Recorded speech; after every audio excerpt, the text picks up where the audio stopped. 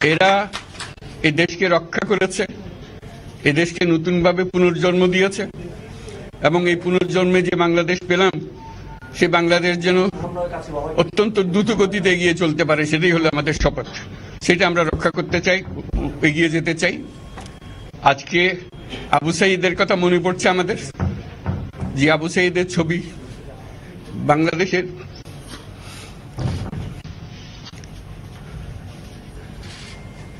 প্রতিটি মানুষের মনে গেঁথে আছে, এটা কেউ ভুলতে পারবে না। কি অবিশ্বাস্য একটা সাহসী যুবক, বন্দুকের সামনে দাঁড়িয়ে আছে, এবং তারপরে থেকে কোন যুবক, কোন যুবতী আর হার মানে নাই, সামনে গিয়ে আছে এবং বলছি যত গুলি মারো, মারতে পারো, আমরা আছি। তো যার কারণে এটা সারা বাংলাদেশ জুড়ে এই আন্দোলন ছড়িয়ে গেছে, এবং যার কারণে বাংলাদেশ এই দ্বিতীয়বার স্বাধীনতা অর্জন করলো। এই স্বাধীনতাটা আমাদেরকে রক্ষা করতেই হবে, শুধু রক্ষা করা নয়, এই স্বাধীনতার সুফল প্রতিটি মানুষের ঘরে পৌঁছাতে হবে, তা না হলে এই স্বাধীনতার কোনো দাম নাই।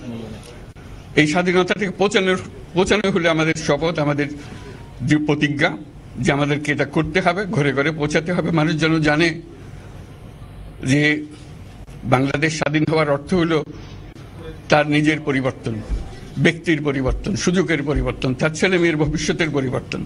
এটা যেন প্রত্যেকে বুঝে নেয়, এবং আজকের তরুণ সমাজকে বোঝানো যে এই দেশ এটা তোমাদের হাতে, তোমরা এটাকে তোমাদের মনের মতো করে গড়ে তুলবে। তোমরা যেভাবে স্বাধীন করতে পেরেছো, তোমরা এটাকে তোমাদের মনের মতো করে গড়তেও পারবে, এবং তোমাদের দেখে সারা দুনিয়া শিখবে কিভাবে একটা দেশ, একটা তরুণ সমাজ গ্রহণ করতে পারে এবং তাকে পাল্টে ফেলতে পারে।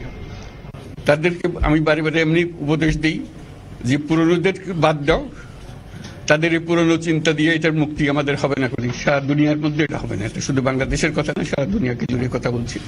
তোমাদের মধ্যে যে শক্তি আছে, যে ক্রিয়েটিভিটি আছে, সৃজনশীলতা আছে, সেই সৃজনশীলতাকে কাজে লাগাতে হবে। এটা শুধু বই খাতাতে লেখার জিনিস না, এটাকে প্রকাশ করার জিনিস, স্থাপন করার জিনিস, সেটা করা।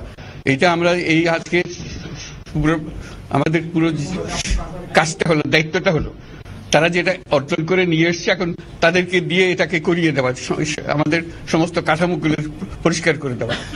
সরকার বলে একটা জিনিস আছে, কিন্তু মানুষের কোনো আস্থা নেই। মানুষ মনে করে সরকার একটা দমন পীড়নের একটা যন্ত্র, যেখানে পায়, যেখানে সুযোগ পায় তার একটা কষ্ট দেওয়া, তার থেকে নিংড়ে দেওয়া, যে সকল স্তরে। এটা হলো তার থেকে কেমন ভাবে সামাল দিতে হবে তাকে, এটা ভয়ের একটা জিনিস, তাকে সামাল দিয়ে চলা, এটা হলো সরকার। এটা সরকার হতে পারে না। সরকারকে দেখে মানুষের বুক ফুলে উঠবে যে আমাকে সাহায্য করবে, আমাকে রক্ষা করবে, আমার সরকার আমার জন্য দাঁড়াবে। সরকার তার জন্য দাঁড়ায় না কোনো সময়। যে সরকার হবে সেই সরকার মানুষকে রক্ষা করবে, মানুষের আস্থাভাজন হবে। কেউ জোর করে তাকে বলার ভালো আছে এটা না, সে নিজে নিজে বিশ্বাস করবে। সরকারি লোক দেখলে বলছে আমার লোক, আমাকে রক্ষা করার লোক। সেই আস্থাটা আমাদেরকে ফিরিয়ে আনতে হবে মানুষের মনে।